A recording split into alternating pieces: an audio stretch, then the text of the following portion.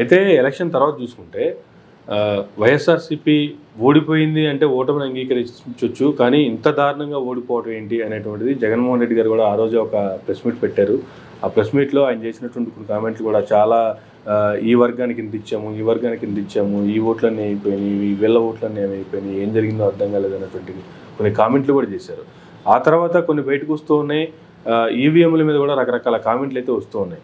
వీటన్నిటికీ పులి స్టాప్ పెట్టాల్సినటువంటి అధికారంలోకి వచ్చినటువంటి ప్రజలు ఇంత మ్యాండేటరీ ఇచ్చారు. ఇటు నుంచి ప్రభుత్వం సైడ్ నుంచి కావచ్చు, లేదంటే ఇటు ఈజీ సైడ్ నుంచి కావచ్చు కూడా ఎవ్వరూ ఎటువంటి కామెంట్లు అయితే దాని మీద రావట్లా.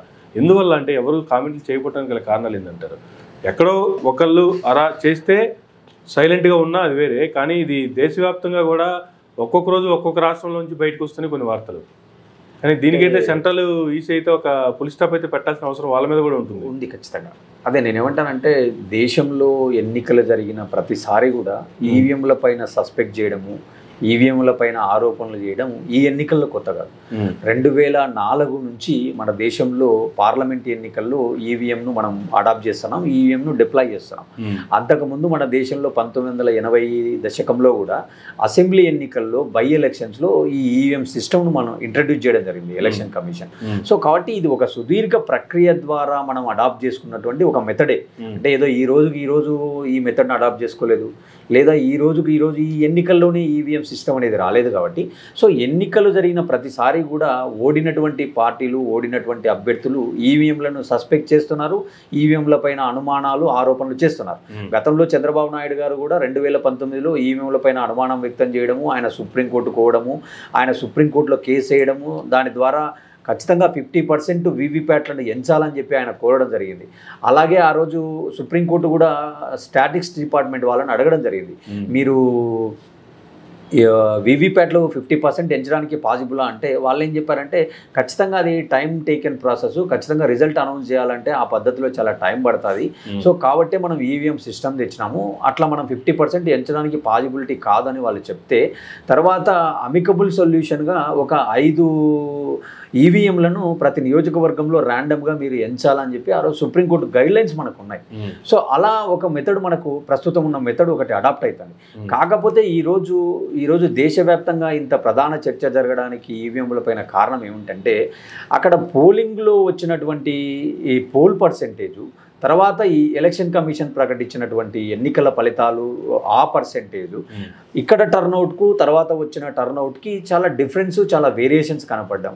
అలాగే కొన్ని రాష్ట్రాలలో కొన్ని బూతులలో కనీసం వీళ్ళకు మినిమం స్థాయిలో కూడా ఓట్లు పడలేదు అనేటువంటివి. తర్వాత ద వైర్ కథనం ప్రకారం కూడా చాలా రాష్ట్రాలలో కూడా కొన్ని మిస్ మ్యాచెస్ కనపడ్డాయి. సో వీటిపైన దేశంలో చర్చ జరుగుతుంది. వాటితో పాటు అంతర్జాతీయంగా ఎలన్ మాస్క్ పెట్టినటువంటి కామెంటు, అంటే ఈవీఎం కెన్ బి హ్యాక్డ్ అని.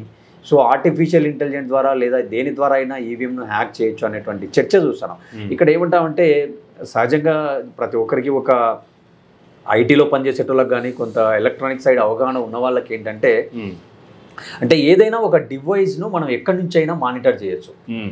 అంటే ఇప్పుడు ఫర్ ఎగ్జాంపుల్ ఇది మొబైల్ ఫోన్ ఉంది, ఈ మొబైల్ ఫోను మనం ఒక కంపెనీ వాడి నుంచి కొనుక్కుంటే ఈ మొబైల్ యొక్క ఇన్ అండ్ అవుట్ ప్రాసెస్ వానికి తెలిసి ఉంటుంది. కాబట్టి they can be operated, they can be manipulated అనేది కొంతవరకు మనకు తెలిసినటువంటి సత్యం. అంటే ఇప్పుడు ఏదైనా కొత్త సాఫ్ట్వేర్ అప్లోడ్ అవ్వాలంటే వాడి దగ్గర నుంచి అప్లోడ్ అవుతుంది. సో కాబట్టి అదే కోణంలో ఈవీఎం అనేది కూడా ఒక device. So it is a device, అంటే device can be manipulated, device can be operated అనే ఒక సబ్జెక్ట్లో ఈరోజు ఈవీఎంల పైన ఈ చర్చ జరుగుతుంది. దీన్ని క్లారిటీ చేయాలా, దీనిపైన నివృత్తి చేయాలా, దీని అనుమానాలను తొలగించాల్సినటువంటి బాధ్యత ఎవరికి ఉంటుంది? ఖచ్చితంగా ఎలక్షన్ కమిషన్ ఆఫ్ ఇండియాకు, భారత ప్రభుత్వానికి ఉంటుంది. అంటే ఈరోజు ప్రపంచంలో చాలా డెవలప్డ్ నేషన్స్లో కూడా బ్యాలెట్ సిస్టము ఒక సాంప్రదాయ పద్ధతిలో ఎన్నికలు జరుగుతుంటే, మన దేశంలో ఎందుకు ఇంకా బ్యాలెట్ సిస్టమ్ కాకుండా ఈవీఎంలను మనం అడాప్ట్ చేసుకున్నాము? ఇంకా మన ఈవీఎంలో చాలా దేశాలకు దాదాపు 27-28 దేశాలకు మనం ఈ ఈవీఎంలను ఎక్స్పోర్ట్ చేస్తున్నాం. అంటే ఇది ఒక సస్పెక్ట్గా ఈరోజు చర్చ జరుగుతుంది. కాబట్టి దీన్ని అన్నిటిపైన చర్చ జరగడం మంచి పరిణామమే.